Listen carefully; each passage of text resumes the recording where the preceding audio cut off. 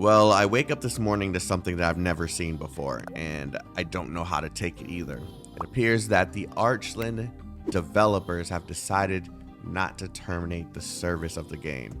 They're not EOSing Archeland.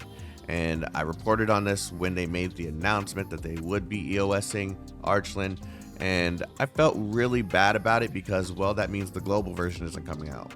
I still don't know how to feel about it because they have not made any announcements on the global version, and I'm gonna be honest with you guys, and I could be very wrong and proven very wrong in the future, but I do not think they will be doing a global version because simply it doesn't make enough money to justify getting a publisher and translating the content, because they need to hire people for stuff like that. Like there's things that need to be done in order to make this go global. While it may make enough money to stay in service, it may not make enough money to expand service, if that makes sense. So yeah, it's just something that I have never seen happen, and I don't know how to feel about it because that still leaves us in the dark, even though we have had the developers say they wanted to do it. It doesn't seem like they're going to. Now, I'm just gonna go ahead and move over to this. This is the Naver page where they have given us a bit more context on the entire thing, and I'm just gonna give you the quick TLDR of what I read.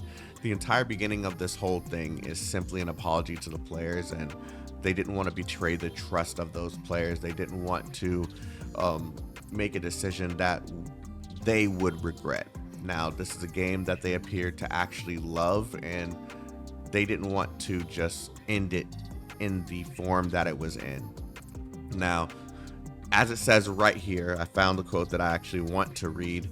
At the same time, we rethought the operation of Archeland within the company. When many problems arise, we are faced with limitations in our perception and lack of ability. I think this is a slightly off translated version, but I think simply what they mean is that they are faced with the limitations of not being able to do exactly what they want to do with the game. It's just the lack of ability to have the right resources in order to expand the game, right? I realize I often fail to make the right decision and disappointed strangers or players. We deeply regret and apologize to you. So yeah, this is different. This is very different, and global players shouldn't know how to feel about this unless you're playing the Korean version. And cool, but the Korean players should be very, very happy because this is a good game. Now, they did lay out some plans as to what they're going to do with the game moving forward. I don't think I saw in here that they plan on actually creating more content. I think what they did say that they would do was add more Korean dubbing to some characters that was already released.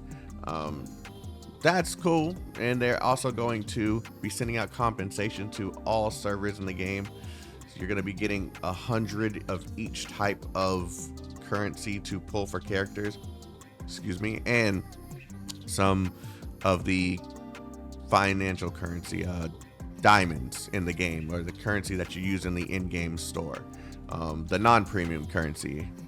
So this is actually really, really good, and it's really cool that they're going to be continuing to not expand the service, but allow players to continue playing the game. I did see that some players were starting to have trouble getting into the game. In fact, I was ready to see if there was any way that we could preserve some of the stuff here, because this game was just actually really good. It had really good art, had really good assets, but it looks like we don't really need to do that just yet. Yeah, it's a good move. Now, they did say that there would be more compensation given out here. They have a whole bunch of forms of compensation they're going to be giving out to different forms of players. None of that is really relevant to any of us because, well, we aren't spending money on the Korean version of the game, but it's once again good for Korean players, and they should be able to fulfill some of this every Friday. So yeah, this is cool. I don't really know how to feel about this entire situation as a person that was anticipating the global version, as someone who had the English patch just so we can play the bare minimum of the game, but eventually it still was confusing to me and I wanted the global version of the game. I'm excited that there's a possibility that they could rethink the global version, but I have a bigger suggestion for the developers if they're willing to listen to this. It would require some resources, but I think this would be a good venture to get into. Don't release a global gacha game. Release a one-time payment version of the game so we get all of the content, all of the characters that could be earned and not just given to us or have to obtain through gacha. Give us a version of the game that would be a paid product. There are some players here that would love to just go ahead and pay for the game and have the content that's available within the game. Of course, this may be able to fund some extra content to come in the future, and who knows, maybe even the decision to dial back this whole EOS operation that they were going to plan out may actually pull in enough money to get us more content, which could just come in an update or a DLC in the other version of the game. So my suggestion is just to make this a premium game for the global audience, and if the Korean audience wants the version that the global audience gets, give it to them too. That would be a great venture to get into. I do see a lot of these games as good potential to be a premium product because a lot of these games are actually good quality. Archeland is one of those games. I don't think SRPGs, except in rare exception, should be a gacha game. Girls Frontline 2 being like one of those exceptions because it's backed by an IP that is established. So yeah, this is just my take on the entire thing. I want to know what you guys think in the comment section below. Does this excite you? Are you happy that the servers are going to remain live? Are you still disappointed because the global Twitter has not said anything? Would you like a one-time payment premium version of the game?